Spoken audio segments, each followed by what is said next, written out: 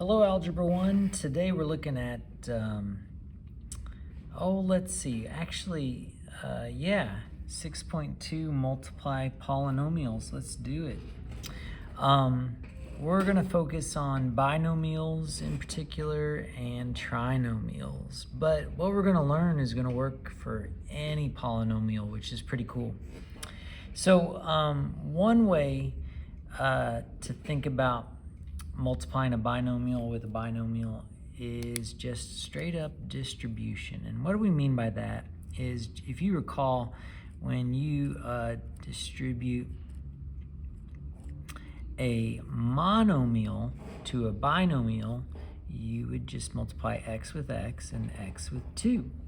Well, it's similar with binomials. It's just that you've got to multiply everything in the every term in the first binomial with every term in the second binomial. So I often draw arrows like this. So x times x would be x squared. X times 5 is 5x. 2 times x is 2x. 2 times 5 is 10. And at that point, you can combine like terms inside here.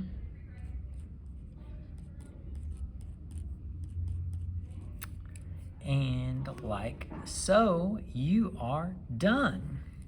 Now, it's kind of interesting because in our next unit of study, we're going to be going backwards. We're going to start here and go back here, which is kind of an interesting idea. So anyway, moving along.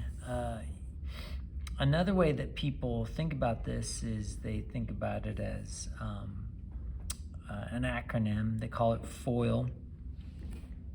And I'm not a big fan of FOIL because FOIL only works, the acronym only works for a binomial times a binomial. And I want you to be able to do anything. But FOIL represents the pattern you do when you distribute. You do front times front. And then you do, so that would be x squared. But you also do outer times outer, which is negative 4x. And then inner times inner, is 3x. And L is last times last. So FOIL is an acronym that you can use to remember how to multiply these out. But I don't think it's necessary. I don't think it's necessary at all. So, but I remember learning FOIL, and so I'm passing it on to you guys. All right. Well, let's keep going. One thing we do need to keep in mind is that when you're distributing,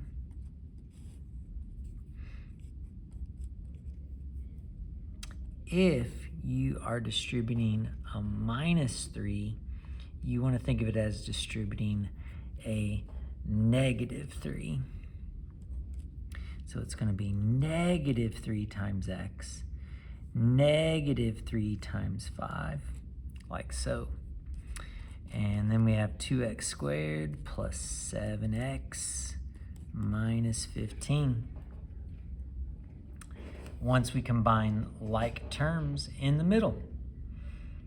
And then I would encourage you to try this one out on your own and see if we get the same answer. I'll be quiet for a moment.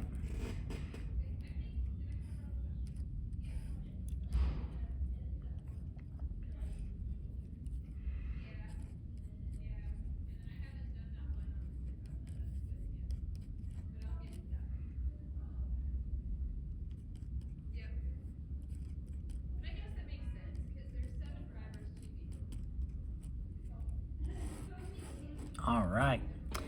Hopefully we got the same thing. Okay. Hold on just a second.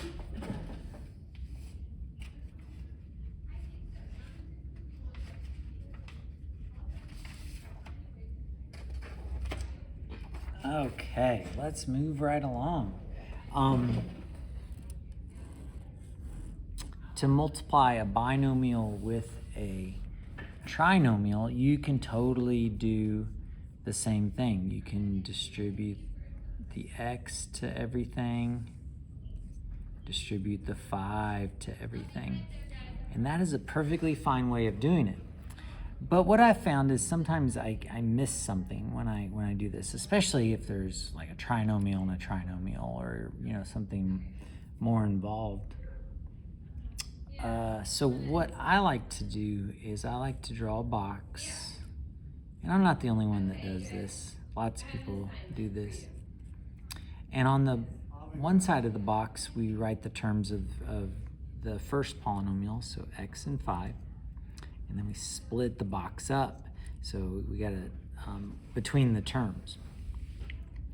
And then across the top, I'll do my trinomial, so x squared minus 3x minus 2, and then I'll split up those terms in the box. And what I like about this is it tells me what to do. I got to fill in the box, and I know I'm done multiplying and that I've multiplied everything when the box is filled. So I kind of like that. So x times x, well, you add the exponents there because you're multiplying.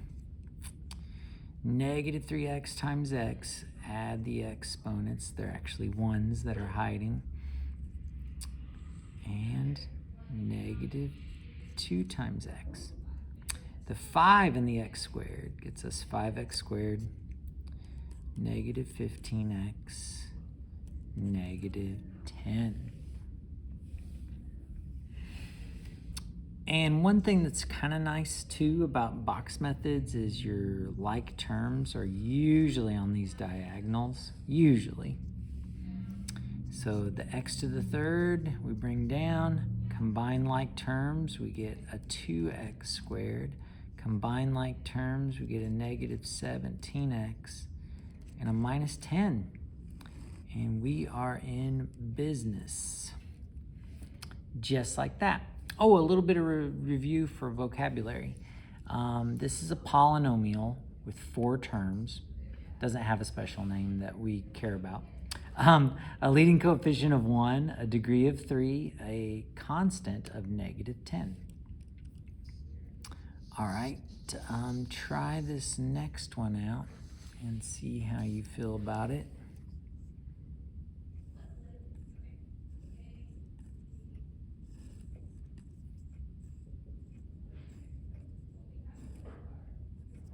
I'm going to go ahead and distribute it like normal so that you can see what that looks like, and then you can tell that the box method really isn't a big deal.